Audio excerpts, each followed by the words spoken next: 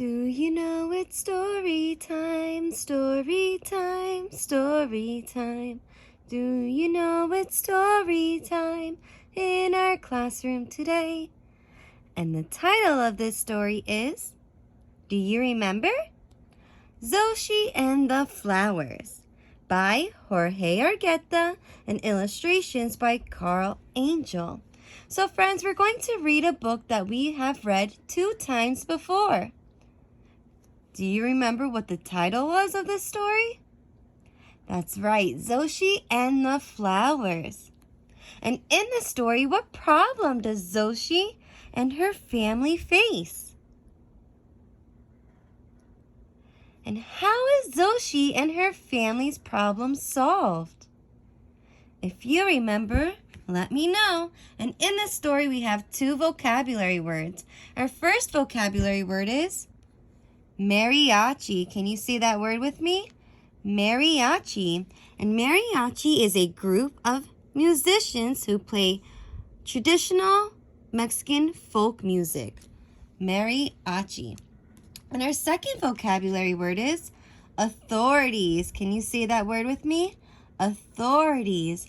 And authorities are people who make sure that rules and laws are being followed.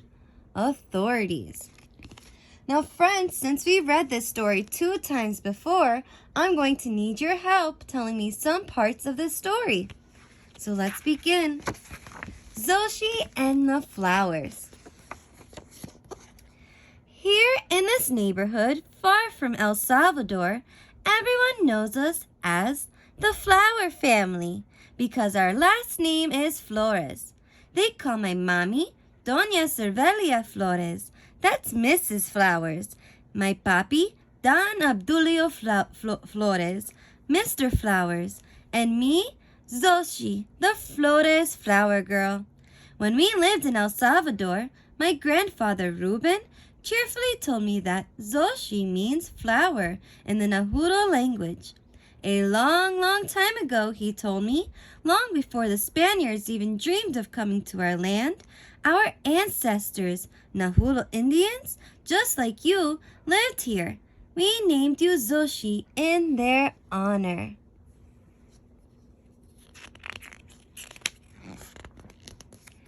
In the teeny San Francisco apartment where we live now with our Uncle Benjamin and Aunt Candelaria, I miss El Salvador.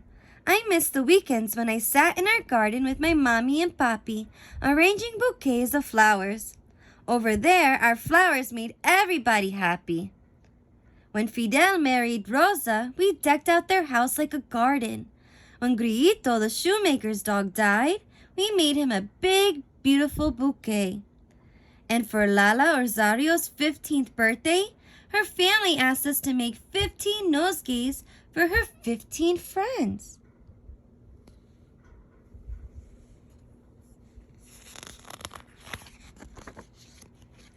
Here, days go by as slow as turtles. At night, I hear my mommy tell my papi about the flower shop she'd like to have in this country. My mommy works every day cleaning houses with Aunt Candelaria. On weekends, they take me along. My papi paints houses or works anywhere he can, and I draw flowers or write letters to grandparents, neighbors, and friends in El Salvador. In school, I can already say a few sentences in English. I practice them when I'm alone. I probably seem a little crazy when I ask myself, "How are you? My name is Xochitl. Do you like flowers?" One afternoon, my mommy brings home a pail full of lovely white roses and red roses, sunflowers, and freckle-faced stargazer lilies. "Xochitl, I'm going to sell flowers," she says, "and I'm so happy when I see the blossoms that I bounce." "Can I help you?" I ask. "Of course, Xochitl," she smiles. Later that day, my mommy and I sell flowers on the street. She fills a small bucket with water and sprays of roses. It's light enough for me to carry. I feel like a butterfly. With the flowers and my mommy by my side, I have everything I need. In the flowers, I see my abuelitos, my neighbors, and everything we left behind in El Salvador. So friends, what are they doing here? If you remember, let me know. And what happens next?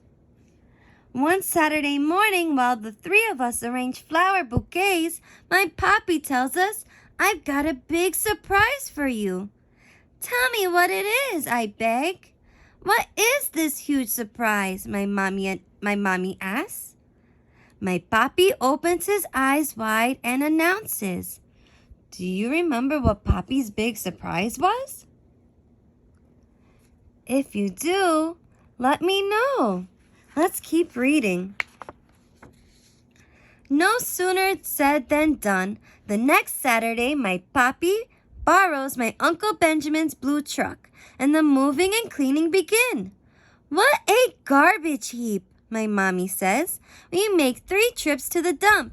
We throw out tires, pieces of iron, cardboard, glass, sand, part of a bed, and even a refrigerator door." Don Prudencio, who has come to help us out, selects the best pieces of wood. Mr. Aloud paints them and makes tables.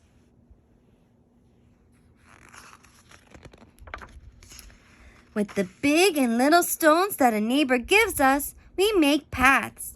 We bring in soil and arrange little clay frogs. And Doña Ivania gives my mommy 2 parakeets as a present. And right away, the yard begins to fill with music. My mommy is delighted. "It's like magic, this forsaken place coming to life," she says happily.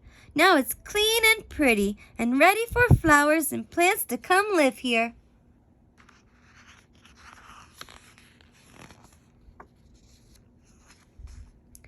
Early Sunday morning, we buy yellow, white, and red roses. We buy bougainvilleas with blossoms as blue-red as El Salvador evenings. Gaia lilies like white trumpets, sunflowers, small green chili plants, and dwarf lemon trees on which ants circle the world in just a few minutes. We buy aloe, magic green stars, and sweet, oh so sweet peppermint. My papi paints a sign on a white sheet. It says, "Grand Opening Day Sale. Prices you can't refuse.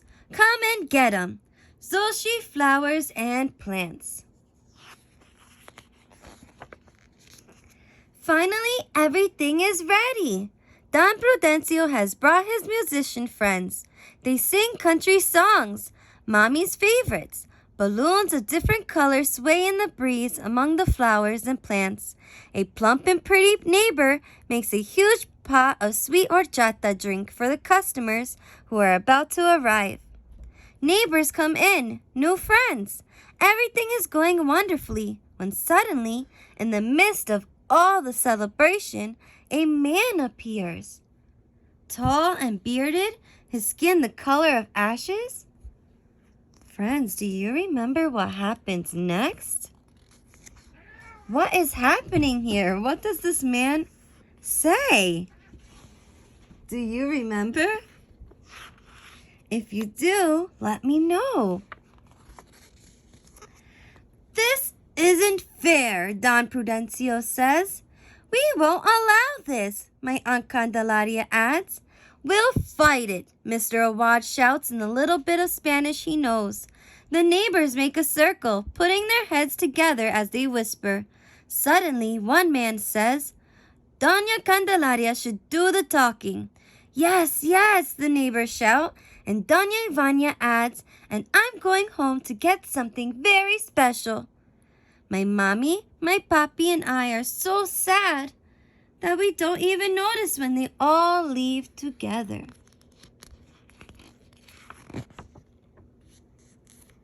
Hours later, while my mommy, my papi, and I are slowly cleaning what's still left of our lovely nursery, we hear voices coming closer. It's the neighbors, and with them is Don Roberto, the landlord, who has a green parakeet on his shoulder. It's nibbling on his ear. We went to Don Roberto's house, my Uncle Benjamin says. We pleaded with him as good neighbors. We explained that a nursery was better than a garbage heap. And I gave him a gift, a parakeet, to soften his heart, Doña Ivania adds. The yard starts to fill with music once more.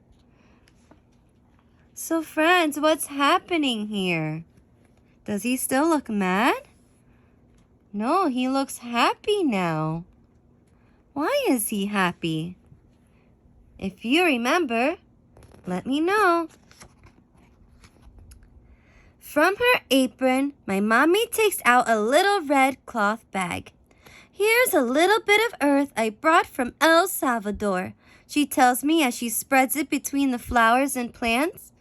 Now, no one can say we don't belong here, and my mommy and I, we smile as we watch the snails go by, carrying their little homes on their backs. The end. So friends, I still have some Wonder Aloud questions about this story. And now that Xochitl and her family have a beautiful garden with flowers, here we are, and plants for them to sell, do you think the neighbors will keep working together to make the neighborhood even better? Why or why not? So what do you think, friends? Do you think the neighbors will still help them to sell the flowers and keep the neighborhood nice? If you have an idea, let me know. And how do the neighbors help the Flores family? What did the neighbors help the Flores family do? If you remember, let me know. And I wonder why Xochitl's mother spreads a little bit of soil in the garden from El Salvador. How do you think Xochitl and her family feel about their new home? If you have an idea, let me know. And I hope you enjoyed our last time reading this story, friends. Xochitl and the Flowers. Till next time. Bye, friends.